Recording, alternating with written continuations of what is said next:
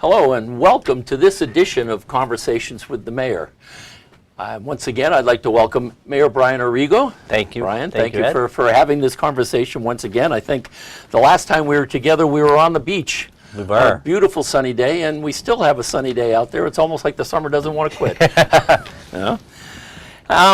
What I wanted to do was start off today by, talking about some of the, if you will, various news events and some of the new appointments up in your office. And Sure. one in particular, which is near and dear to my heart, is the new economic director, Bob O'Brien. Talk a little bit about Bob, his background, and what you're tasking him with doing. Yeah. So Bob came on board earlier this year, and he's the new executive director or new director of economic development. And Bob and I actually ended up meeting each other through a previous apartment that I lived in. I lived at 10 Ocean Ave for a few years, and Bob was a owner of one of the units there. And so this is before city council life. This is before this is when I initially came back from Washington D.C. I was living at 10 Ocean Ave and had a couple of conversations with Bob, and he was the executive director of a neighborhood group in Boston, Downtown North, I believe it's called. And so Bob had an interesting take on economic development, on the viability of the city of Revere, and the fact that he was living, on the beach, and had some kind of interesting takes on what potential the city had. So those were our initial conversations, just as neighbors initially, and then as my political career kind of got started, Bob and I remained in touch, and I got to learn a lot more about what Bob was working on down in the area of the city of Boston in the West End. And so Bob had actually worked for this, was the executive director of this neighborhood association, essentially, that pushed forward a plan that took approximately 20 years. But at the end of the day, the new West End and Bullfish Triangle area, which I'm not sure how many people know where that is, but it's right by the Fleet Center and the TD North Garden. Yep. So right by the garden is a lot of new restaurants, new residents, and some great livable space, and very a dynamic neighborhood now, which was before a big, ugly green pass through, right? A cut through for the folks who lived south of the city of Boston. So to see that change and that progress that was made, and to have somebody who's spent decades building up towards that, and to have that experience, number one, to have that experience that lives in the city is unbelievable. Really an incredible kind of opportunity for somebody who has a lot of experience, lives in the city of Revere, and has the ability to kind of think through not necessarily the next couple of years, but the next 10, 20, 30, 40 years. And that's something that I've talked about an awful lot. I've talked about it on the campaign trail. I talk about it as mayor. The decisions that I make, and especially around in the economic development world, and in the development, just development in general, have to be they have to be smart, and they have to be with an eye towards the next 10, 20, 30 years. And Bob has some unsurpassed experience making those kinds of decisions happen and making them a reality. And I think the West End is a perfect example of that. And I'm excited about the opportunities that we have, especially, and we've talked about this before, with Wonderland, Yep. Suffolk Downs. The Shaw site is now going to be a reality. So there are some exciting opportunities that are happening in the city, and I think having somebody with Bob's experience is really going to allow us to get to the next level. So what's the first thing you've got them tasked? Well, it's probably not just one thing. I'm sure It's there's not one multiple thing. things. No, it's not one thing. There are a couple of things that I've tasked them with. One is Wonderland. We've been engaging with our partners, the ownership at the Wonderland dog track, in trying to think about what the future of that site is going to be. So Bob has done a lot of work, kind of using his network of folks that he's had contacts with over the last 40 years, and to be able to say, hey, City of Revere really wants to see something happen on this site. We're working collaboratively with ownership, and these are the kinds of things that we're thinking about. And those are corporate headquarters, those are livable and amenity-based development. So kind of a lifestyle development like Market Street, like Assembly Row.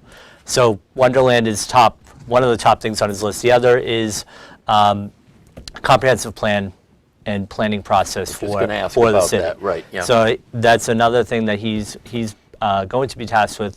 He has experience doing that. He did that in the city of Boston. He's going to be able to bring, I think, an availability and a understanding of community needs that I don't think anyone has had in the city of Revere in the economic development world. So those are two main kind of points, and the planning process has been taking a little bit longer because we've been working with MAPC to really think about, and MAPC, for those who may not know, is Metro Area Planning Council, which is an organization that helps cities and towns with technical assistance. And so they were engaged by the previous administration on a Plan Revere proposal or effort. We're changing gears a little bit, and we're looking at what we want to focus on. And so Bob and I have been working with MAPC to figure out, okay, what do we really want to focus on when we go to the residents, and when we start to get feedback from all of our stakeholders. What are the important things that we want to make sure we check off, and that's where we're at. And not to put you or him on the spot, when do you envision that you might be coming out with, if you will, the plan, the vision? Right. Any thoughts on So, it? Is it 6 months? Yeah, the initial, we had been hoping to start this month. I think that got sidetracked a little bit. We're hopeful to start at the end of this month or into October. If we can get up and running, we expect that the planning, I guess the planning effort would take anywhere from 6 to 8 months.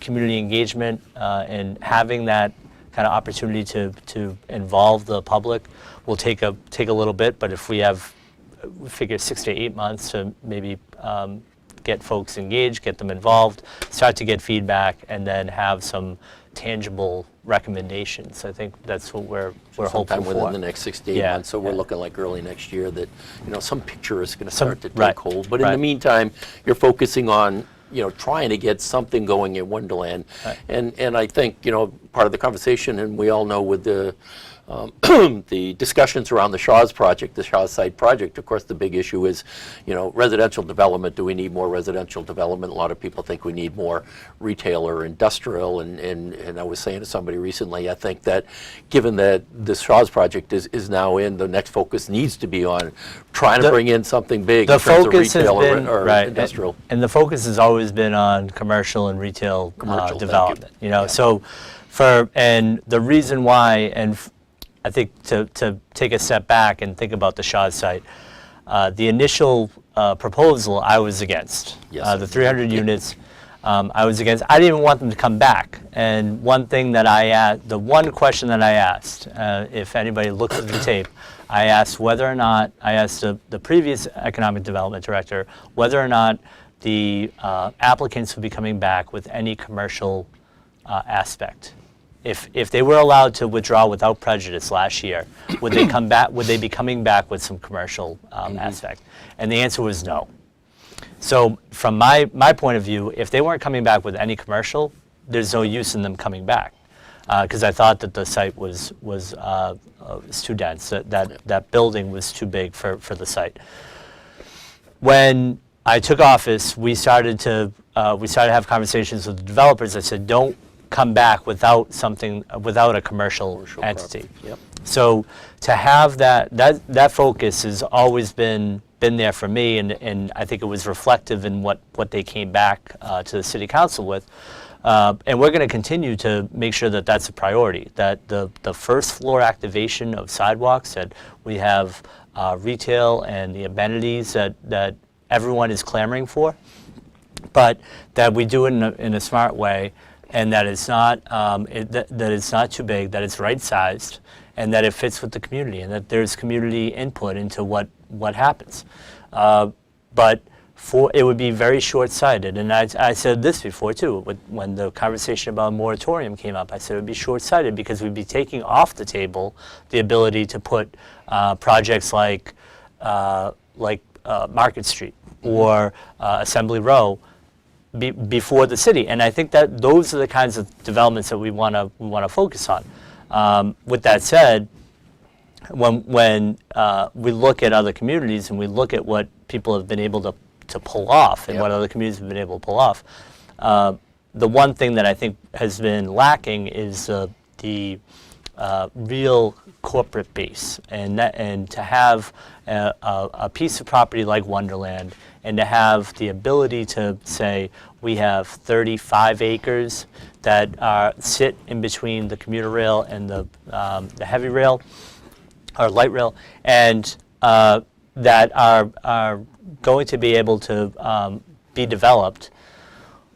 You don't find that really anywhere in the Metro Boston region. So we should be, and we are, an attractive place for people to think about laying down their anchor. And that's what the kind of development that the tax base needs. It's the kind of development that the city deserves, and that's the types of things that we're fighting for every day. You know, and one thing, and going back to the residential and commercial thing, if we could, with the planning that's taking place, one of the things I heard last night about is there, if you will, a number of people per square mile or whatever, that is the maximum that we think as a city we should have, or is that something that's being developed at this point? I think that would be something that we maybe think about as part of that master planning process, right. And working with MAPC and looking at, it's important to look at the region and to see what's happening in the region. And so when folks think about what our density levels are, we should be looking comparatively, as any community would be doing, right? So we look at other communities and say, where do we rank?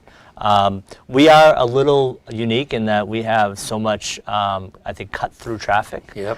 With the number of major thoroughfares that we have, and with a beautiful beach. There are a lot of people that want to enjoy that beach on their ride home. We have a unique, I think, traffic situation, and it's not.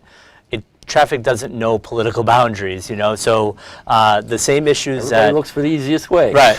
So the same troubles that East Boston, that Chelsea have, Winthrop has them, they go up to Lynn.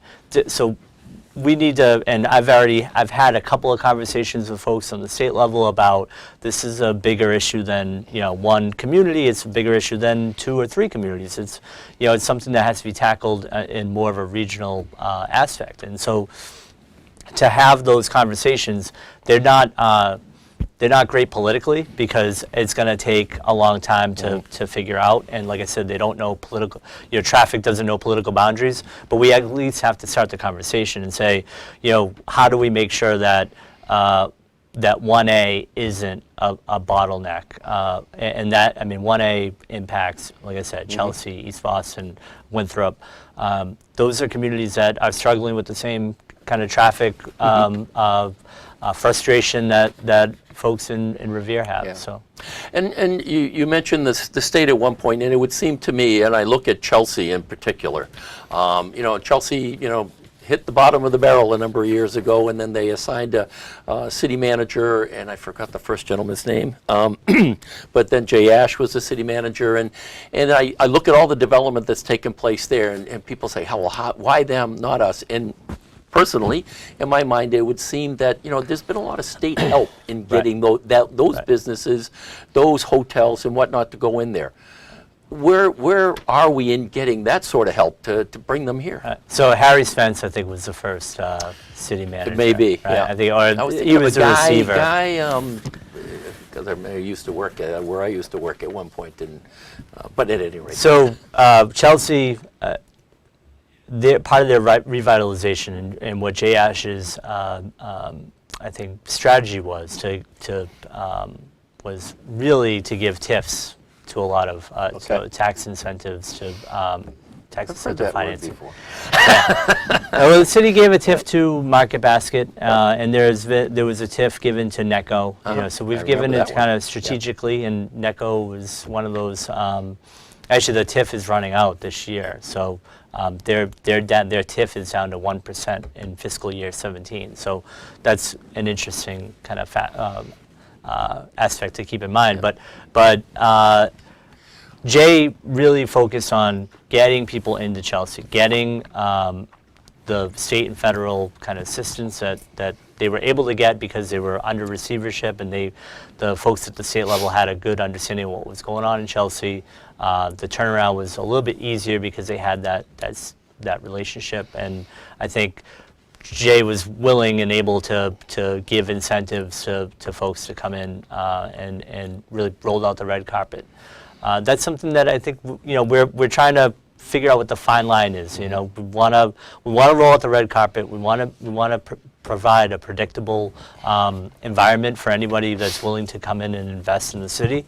We also want to make sure that we're getting the best deal for the city, and I talked a lot about that over the last couple months. We want to make sure that we're getting the best deal, and that anything that happens in the city has a positive economic impact. Yeah. And staying on economic development for a while in the areas being developed. Now, we talked about Wonderland, focus is commercial there.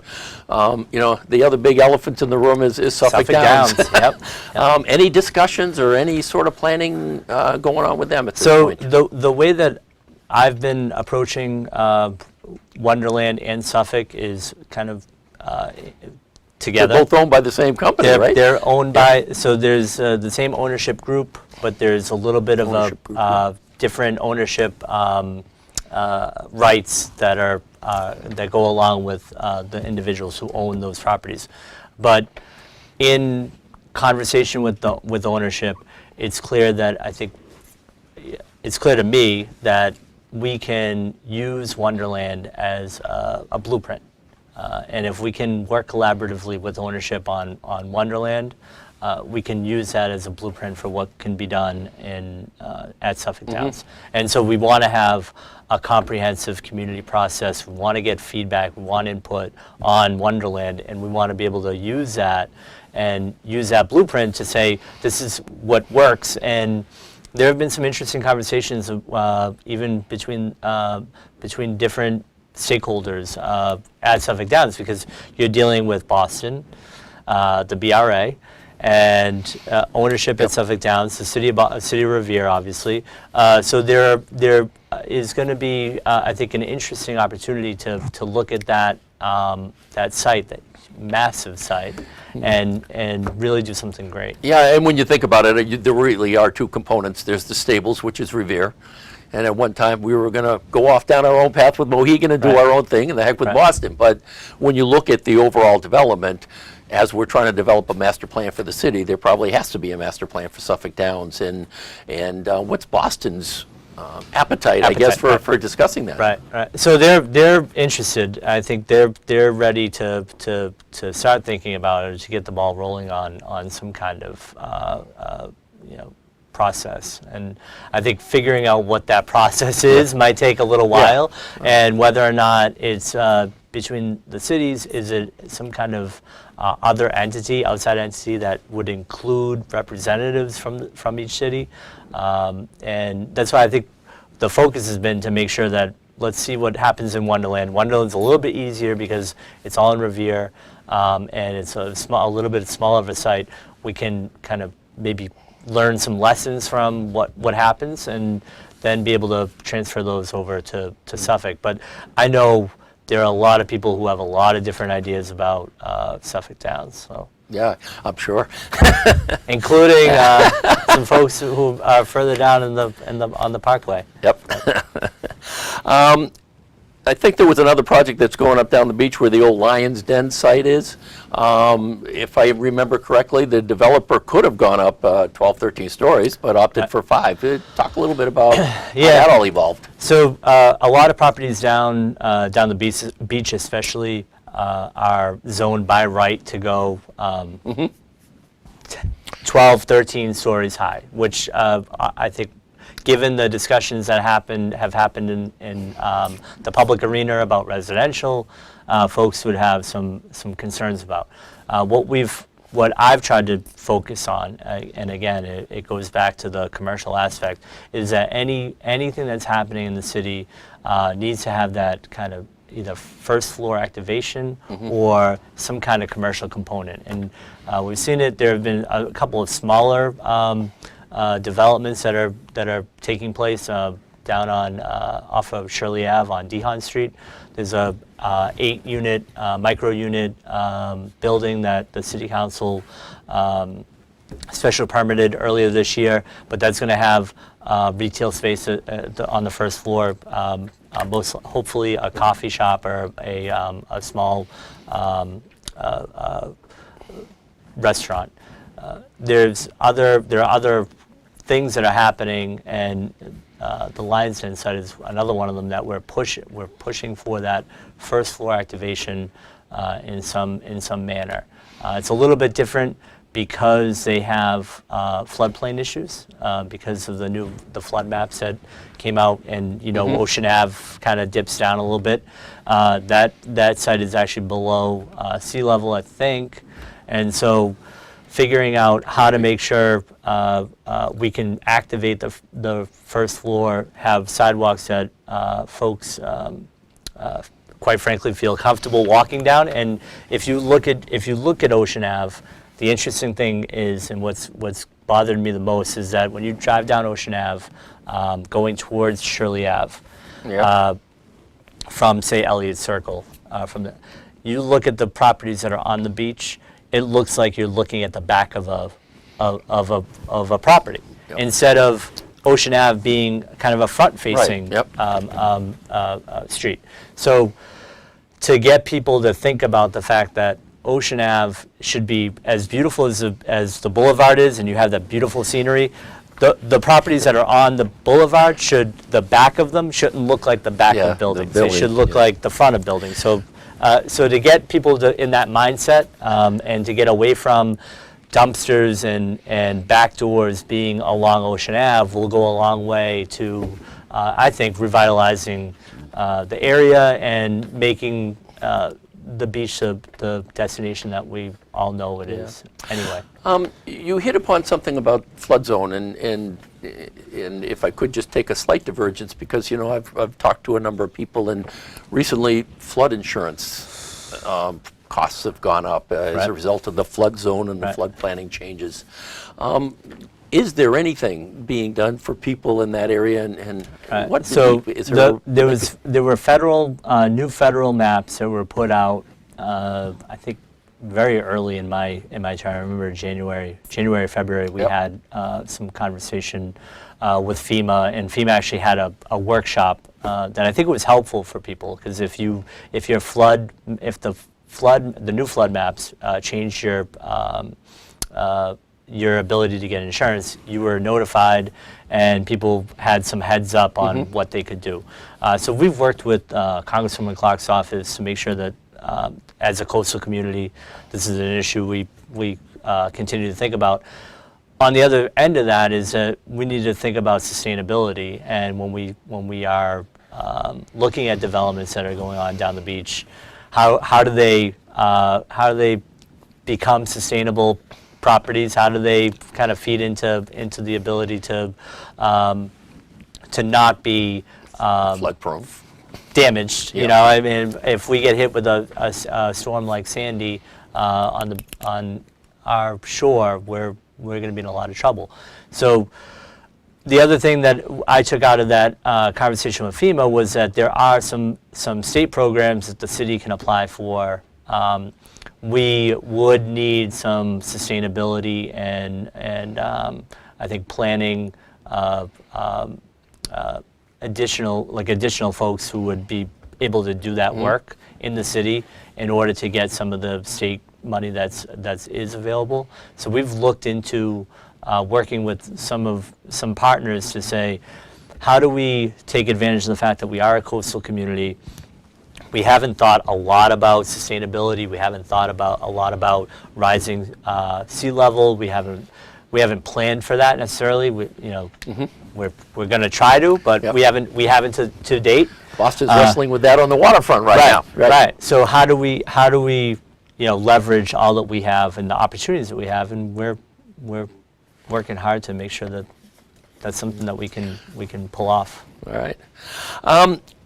Moving on, and one of the other things that I wanted to talk about is that there are a number of, if you will, playground parks that are going in soon or being planned. I think Oak Island, Garfield. Yep. Talk about those. Yeah, it's exciting. 'cause those are exciting. exciting things to be able to actually get to have an opportunity to help build one of them is a great, a lot of fun. And I know we work together on Beachmont. Yep. But we have Oak Island Park is going to be renovated this year, and we have the Garfield School Park playground is going to be built this year, and we also have some opportunities. I think down behind Lincoln School will be a great little playground, and I think Harmon Park up in North Revere is on our kind of list to get That's done. great. So- It's nice to see all those parks coming on board. Yeah. And it's amazing to watch the kids, playing in them. And I know we're getting close to time, and I just wanted to kind of wrap up with two things. Neighborhood cleanups. I think there's one coming up in Beachmont, October 15th. October 15th. That's And correct. any others in the works beyond that? I think Beachmont is our last one. last one? It's our last one, and those have been a lot of fun. The last one we had, I forget the date. It's all a blur. But we had one on Broadway, which was a lot of fun. We had some kids from our Junior Patriots and cheerleaders in the Pop Warner world come out and help out, and we Joe had a little bit of trouble with the weed whacker, but other than that, it was a lot of fun. It was a lot of fun, and actually, I had somebody I'm picking weeds on Broadway, and somebody passed me, and he came back, he doubled back and, "You're the mayor, aren't you?" And I had a hat on, I was kind of incognito, and he said, "I got to talk to you about my water bill." And so I didn't get to do as much work as I would have liked to, pulling weeds, but the DPW has been great, and we've been able to really, I think, make an impact and get some community involvement, get some neighborhood pride going, and make people feel like they can spend a couple hours on a weekend and clean up a little bit. We're looking forward to the one in October. And then the very last one, and I know we're right up against it, is the neighborhood forums, and I know you've conducted them. I think you maybe got one or two left. We've got in this two left, series, yeah. if you will. So we've got two left. We've got Ward 6 and then Ward 4. And actually Ward 5 was in the middle of August, and I figured it would be relatively dead, a perfect time for everyone to be on vacation. I thought it would be a forum that maybe 7 people showed up at, and we had a packed room at the Point of Pines Yacht Club, which was great. That's great. It was great, and we had a great conversation, and it was good to have that kind of community input and that engagement. And I think people have really appreciated that, and it's been helpful for us to be more efficient in our day-to-day work, and if we know what's happening in the neighborhoods and we hear directly from the constituents. So we have Ward 6 coming up and then Ward 4 after that. So. Well, Brian, you know, as always, there are so many areas that we could go. I know, we and could I go, wish we had we more could have a time. 2-hour. We could probably do a 2-hour, and then we'll put marathon, you know? everybody to Maybe we'll sleep, do but- lunch, you know. Yeah, we'll just have to meet more often. Once again, I want to thank you so much Thank for you. taking the time. I hope you've enjoyed this as much as I enjoy doing them. For RevereTV, I'm Ed Deveau, and I'm Mayor Arrigo. Thank you. Thank you, Ed. until next time, take care.